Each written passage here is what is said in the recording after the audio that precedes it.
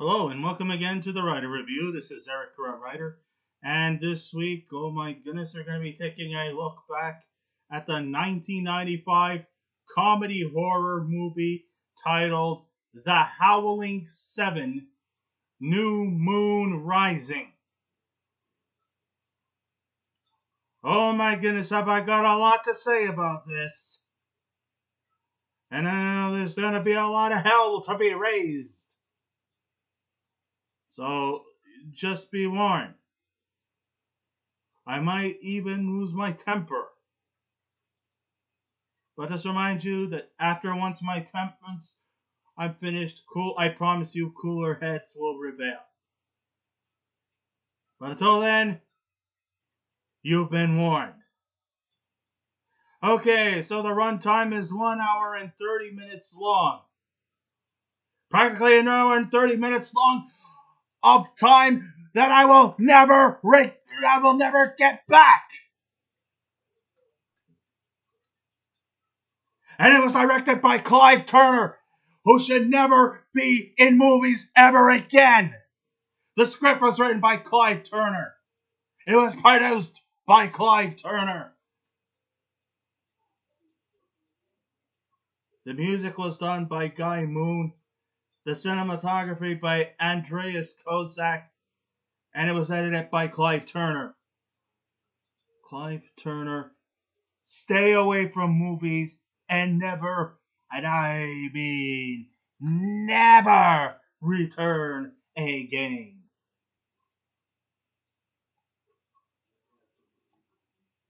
Alright, so and hey, what do you know? Clive Turner also stars in this movie too. As well as not even getting real actors to perform in this, they actually just took actual townspeople and just cobbled them into this diatribe of a movie. So, rounding out the cast, we have John Huff, John Ramsden, Ernest, Kester, Romy, Windsor, who was from the original Nightmare, the fourth installment. If you thought that movie was bad, this is worse. We have Cheryl Allen, Jacqueline Armitage, Jim Lozano, Robert Morwell, yeah, okay, sorry about that, Jim Brock, Sally Harkham, Claude Allen. I know that after this movie was released, they said in memory of him, so, okay.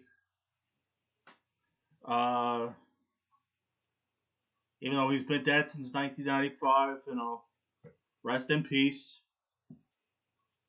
No fault of your own. Except I strongly suggest that the next time you cook chili, please don't do it on a dirt road. If you know what I mean by this joke. Yeah.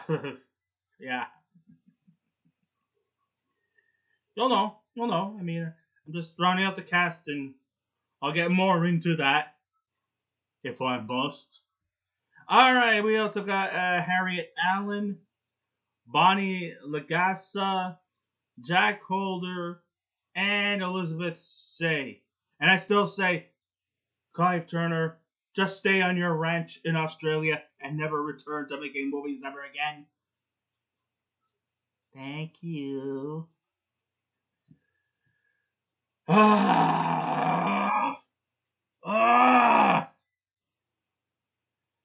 So just when you thought that the Howling sequels couldn't get any worse, well, look no more. Because they had. And this is probably the worst of the worst. Of course, I said that about the fourth one. Yeah. So sure, the first original 1981 Joe Dante one is definitely no classic. But compared to all these 7 other installments that followed, it should have been just it would have been better if it would have been just a standalone. And then we would have had no more of these bullshit sequels. Because they're all fucking ludicrous. Maybe the only coolest thing about the Howling VII New Moon Rising is that they had a pretty cool poster. Yeah. But then again, you can also take a book that has a cool cover, and then as you read along, it's fucking bullshit. You know, the old saying goes, never judge a book by its cover. Well, hey, never judge a movie by its poster. And if nobody didn't make up that analogy, well, I did. I'm a genius.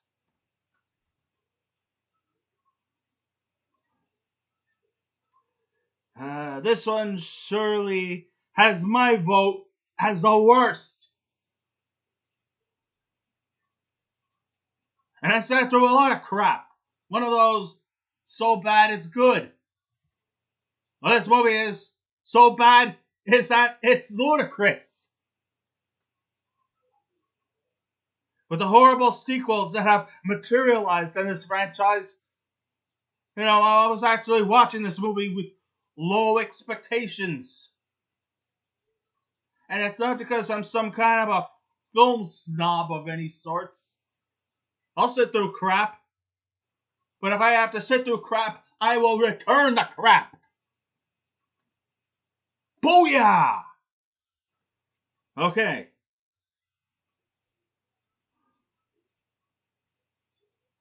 I have to sit through. Okay, like I said, I wasn't going to sit through this with high expectations. With the expectations of seeing garbage. I should have learned my lesson. But I never do. I'm stubborn as a mule. Maybe just a smart, probably. I don't know. Because as it turns out, I was right. And here we go again. Another howling movie. Ready to take to the dumpster where it truly belongs.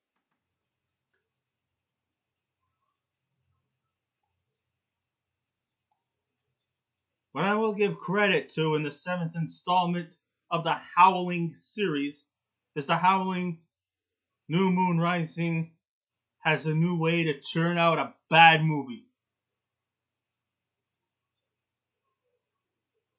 A bad movie with Clive Turner's handprint written all over it.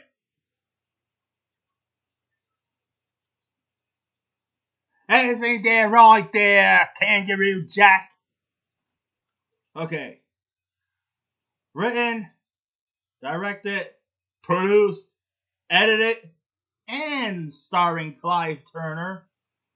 He stars as an Australian drifter named Ted Smith, who just so happened to be who just so happened to pop into town and has himself employed as a bartender at Harriet and Pappy's Tavern,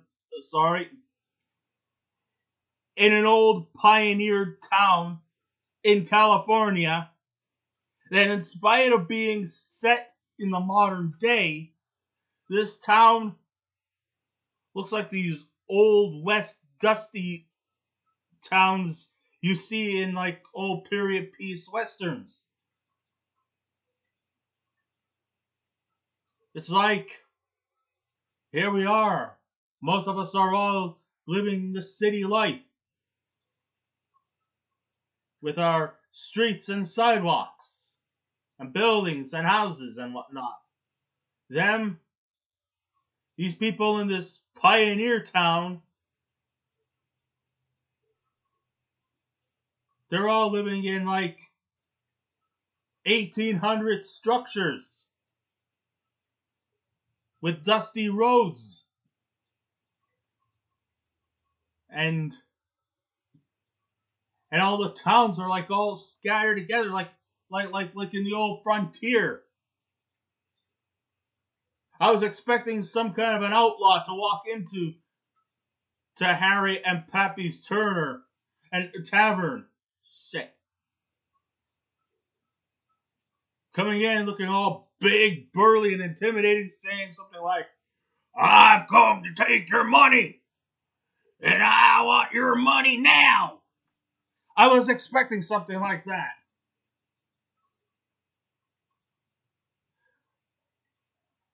But then I also had to come to the realization that this movie is actually set in the modern day with these people still living frontier lifestyle. Everybody else, it's like time stopped in this town where it's set. You know, kind of like the Brady Bunch movies, where everybody's all living in the modern times while the Bradys are still living like it's the 60s. They're dressed, they're looking that way. These people in this pioneer town look and still dress like they're frontiersmen and women. Harriet and Pappy's tavern even has one of those like doors that these wooden doors that you go through, and they make a little squeaky sound as they go back and forth. You know, and it seems like they don't even know who the fuck George Jones is. Are you serious? I'm not exactly a big fan of country music, but I think me, and speaking out for everyone else, knew who George Jones was. Okay, I guess in this case it's was. He's not he's not around with us anymore. He was around in 1995, but he's not here anymore. But at least I know who he was. They don't even know who the fuck he is. Now, I'm not going to say it's modern because, let's face it, Ted himself has has tape cassettes. Nobody uses that anymore. Hell, even CDs and DVDs have gone with the dinosaurs.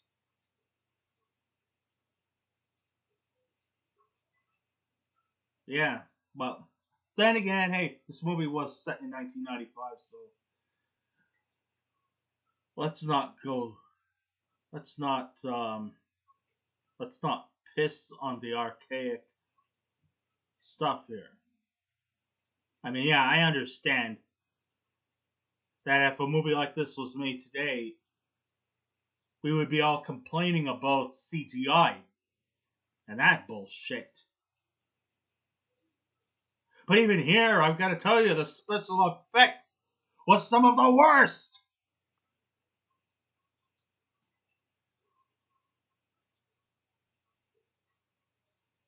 It seems to be connected in some ways. I mean, it seems to me that Ted seems to be connected in some ways to the other Howling movies to some capacity. Like in previous movies of this caliber,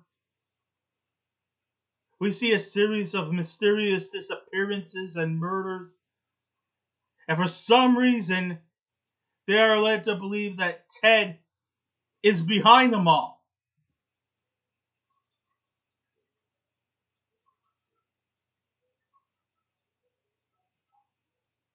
Even though they think the culprit is a very large animal,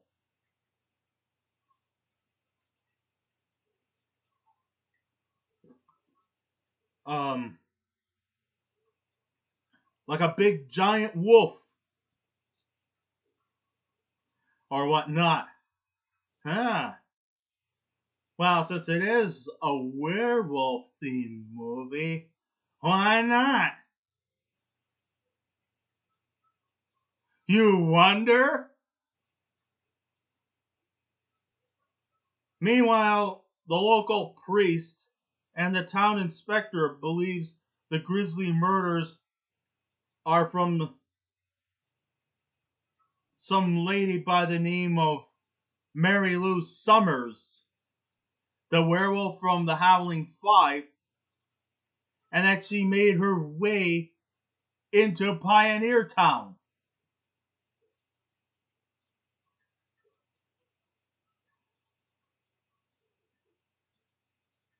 Of course, the priest and the inspector also talk about some kind of a story about an old church in Budapest that was built around 500 years ago, and because of a whole series of grisly murders that occurred there, they condemned the place, even though they still kept it up for 400 years. And then once there was a government overturn, they reopened the place, and it went from like a place of worship to a tourist attraction. And from what I also gather, all of a sudden another series of murders happened. So like they finally decided to reclose it. They burned it down, and now all of a sudden one of the werewolf infestations is lurking. Yeah, okay, I gave it a spoiler alert. It was Mary Lou Summers, who was probably one of the lone survivors, or lone wolf. Werewolf, as in werewolf, lone wolf. Get it? Funny? No. Okay. It's not funny.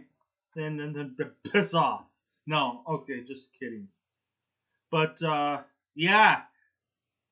Apparently, she's also made her way into this pioneer town, who spends a lot of time listening to country music.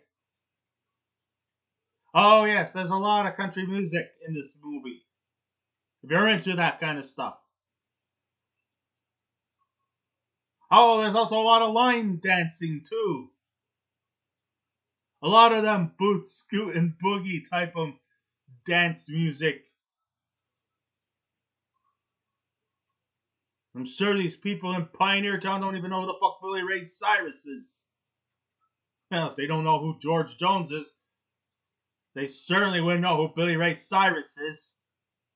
Or anybody else who's into country music, because they seem to be like all in their own world. They're not really too familiar with the outside world.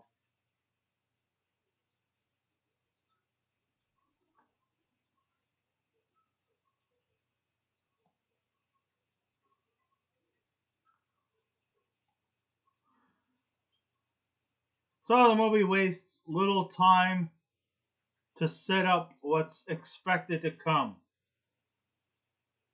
We see three men standing in front of skeletal remains of a dead person with familiar catchphrases you would expect in a cheesy horror film.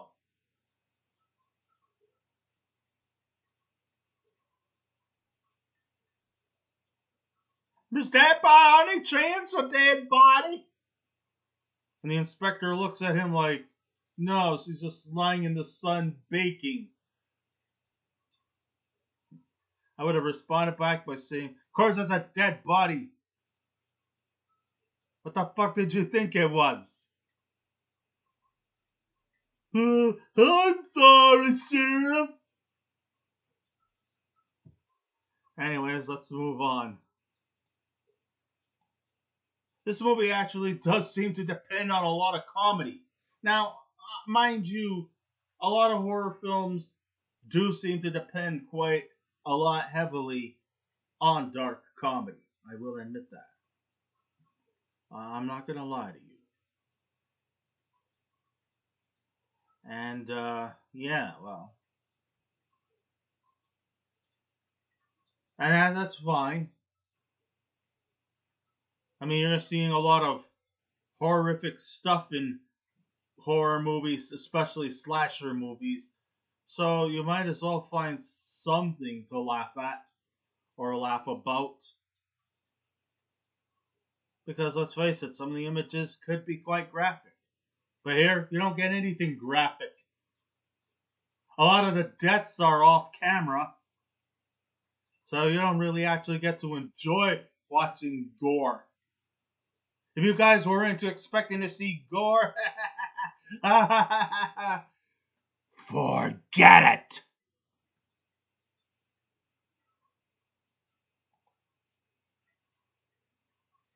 It appears that the bar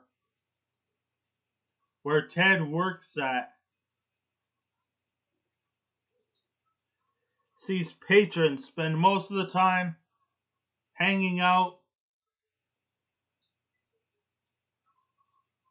drinking their heads off, Harriet and Pappy's Pioneer Town Palace. It's one of the saddest bars that I have ever encountered.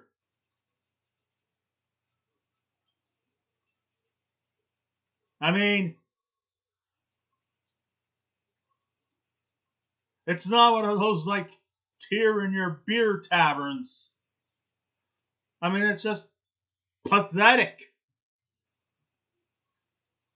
What I mean by sad is that the activities that occur there have some of the most mundane, pathetic, and poorly unfunny scenes ever seen in a movie. Though they try their best to be funny, but they just fall quite miserably. The worst part is that none of it has anything to do with the plot or has any kind of importance to the narrative. It's all just pointless filler that leads you to nowhere and gives you absolutely, positively nothing.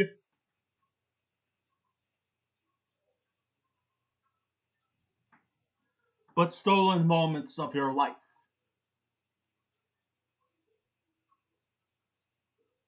Oh, there's a lot of line dancing where the dancers don't even look like they're enjoying themselves. They practically look like a bunch of robots in sync.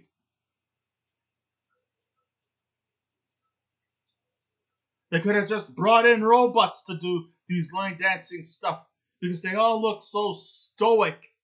They all look so unenthusiastic.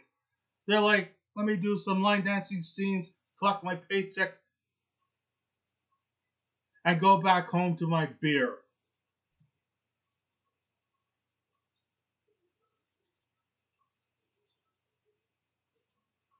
That's how it felt. Hey, you want to do line dancing? At least have a little smile, have a little enthusiasm. Don't look so freaking bored. Come on, jazz it up, man. Okay.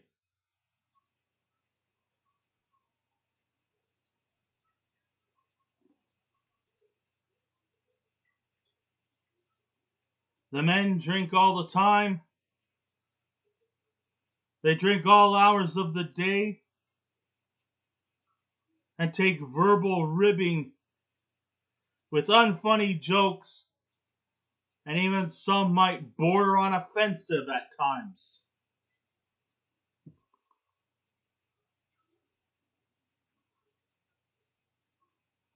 And if that's not enough to turn you off,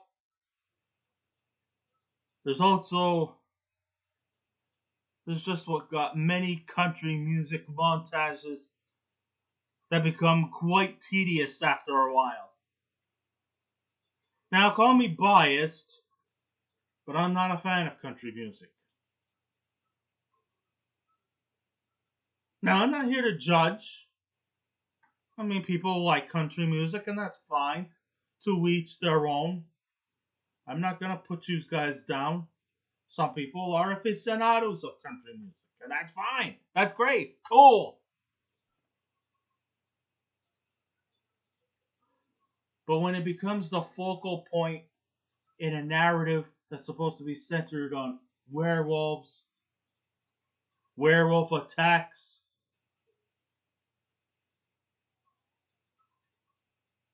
and all kinds of other weird, strange phenomenon, it becomes pretty much an afterthought. Mostly just a lot of line dancing, a lot of bad jokes, offensive humor, farting, and Pappy cooking chili in the middle of a dirt road.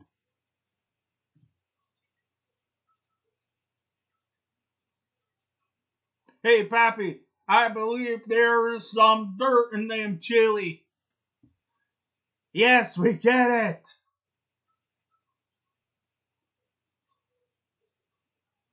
His chili tastes like dirt. That's because he cooked it near a fire and a pickup truck drove by and some mud fell into it. That's why it freaking tastes like dirt, you idiot.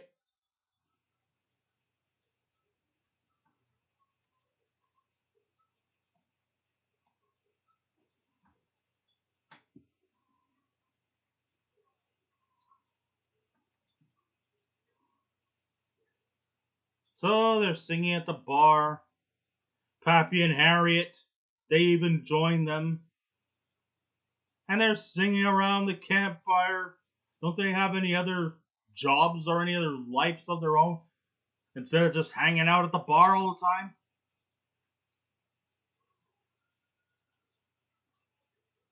Though this does mark an uninspiring milestone, as Clive Turner just invented the anticlimactic Howling Werewolf country musical.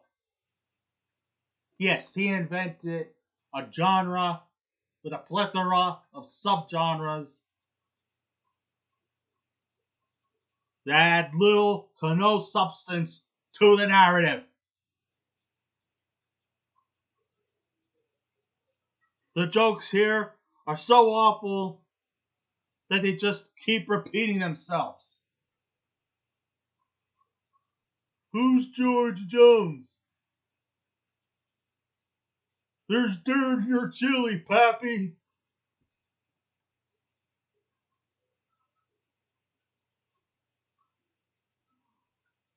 And of course, lots of line dancing.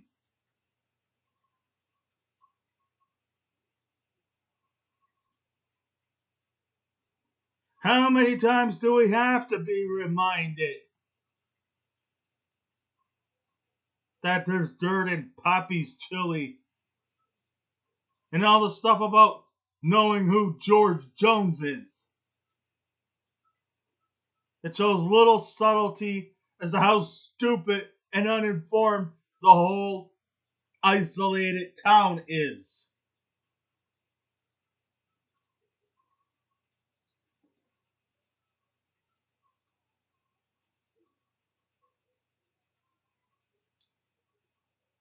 And its failed attempts at coming up with something completely convincing, the priest, because hey, come on now. Anything that has to do with werewolves has to be synonymous with some form of religious allegory. So yeah, the priest, and the inspector believe that the murders all have some connections to the previous three Howling movies. So what we're saying was that Ted escaped the castle from the Howling Five? Is that what you're insinuating? Or that Ted was in the town of Drago with Marie Adams? Yes, Romy Windsor does make a cameo appearance in that. She was like the lead star in the fourth Howling installment. Oh, wow. When we last saw her, she was in freeze frame mode and was about to be attacked by a werewolf in a burning church. I thought she was going to die and be attacked by a werewolf or die in the burning church. But here she is in the sequel, and she seems all right, without a scratch. So I guess she survived.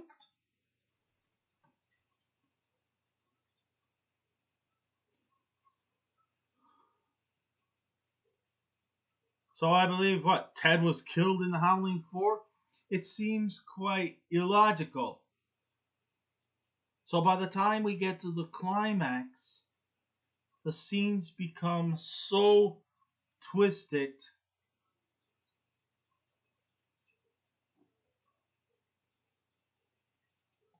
Get lost. Becomes so twisted. Where am I?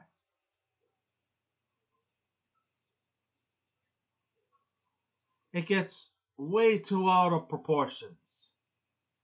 The priest and the inspector bring up very convoluted conclusions as to who's to blame for the murders.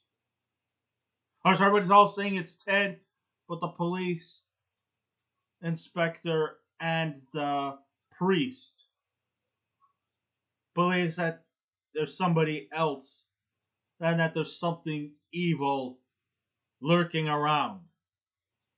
And no, I'm not going to get into the Michael Jackson Thriller dance, because that's not what I do on my station.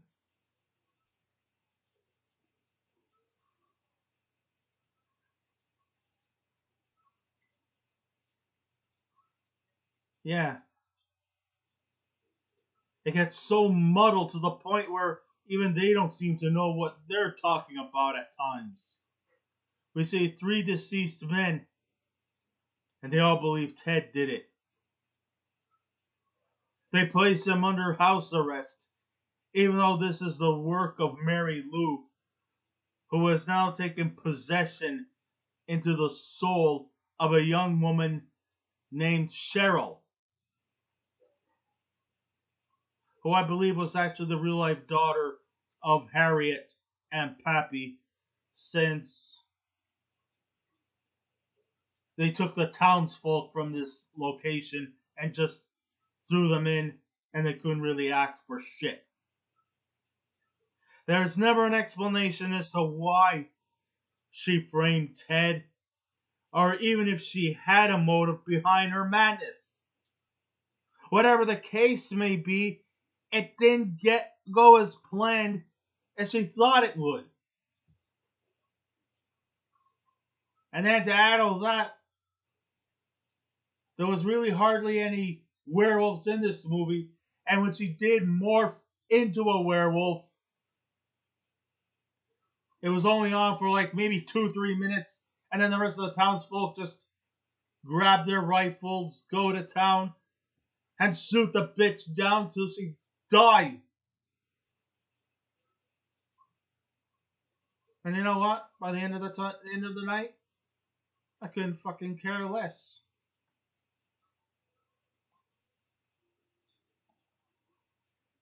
As we entered into the seventh part of the series, we do get a plethora of werewolf banter, for sure. But we hardly see werewolves at all except near the end, and for only about 13 seconds.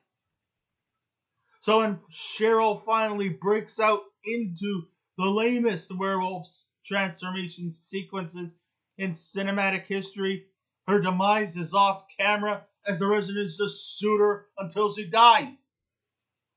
Hey, at least in the fourth one, when Richard transformed into a werewolf, at least it was cool.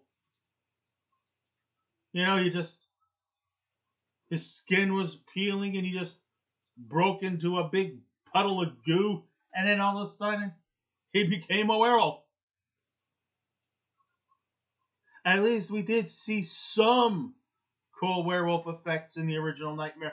But this one, nope. It was all about the little happy little pioneer town where time just stopped.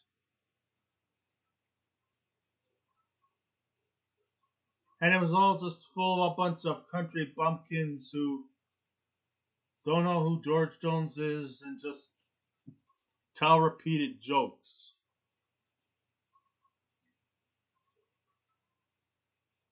This movie, like all the other Howling sequels, is just plain awful. And that's an insult to awful movies. But this one really hits you hard in the balls and doesn't stop clutching. There is no redeeming qualities. The characters are all wooden and uninspiring. But then again, what do you expect? They just took the townsfolk and just put them in the acting role so that it's a cheap way to give them maybe a small cash reward. This is so cheap. It's not even B-listed. Sure, it tries hard to be funny, but even that fails to do so. There's no need to see this sequel. Unless you're curious. If you're curious, like me, then go ahead. I'm not stopping you. I wouldn't recommend it, but I'm not going to stop you. But if you never see this movie, well then, you're not missing much. In fact, you're probably saving yourself. And by me giving this negative rant, I'm probably saving yourselves from the heartbreak. Otherwise, just simply don't bother. It's not worth the energy. So I say, fuck you, Clive Turner. Stay in Australia and don't come back. Let me tell you, before I shut down, I'm not in a bad mood. In fact, I'm actually in a good mood. When I do my reviews, I do it when I'm in a good mood. But because this movie is a rant, I have to be a little loud. I have to be a little angry because I'm just expressing myself. This movie was painful to watch. It was tedious, uninspiring, anticlimactic. And when all is said and done, if I was to give this movie a scale out of 10, I would give The Howling VII, New Moon Rising, a 1 out of 10. And maybe I should just pull my pants down and give you guys a Moon Rising as a bonus. But I could probably get kicked off my YouTube channel if I did that.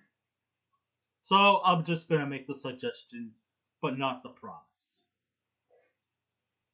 So I guess this ends my review. Thank you all for listening in. If you wish to subscribe to my YouTube channel, please feel free to do so. If you wish to leave a comment, go right ahead. Just remember the 3 simple rules: be kind, be courteous, and please refrain from any rude comments. And I will be back again with another movie review. Don't worry, next week is gonna be it's gonna be much more positive. I promise you. So until next time, this is Eric Writer saying keep watching those movies, and I'll see you around. Goodbye.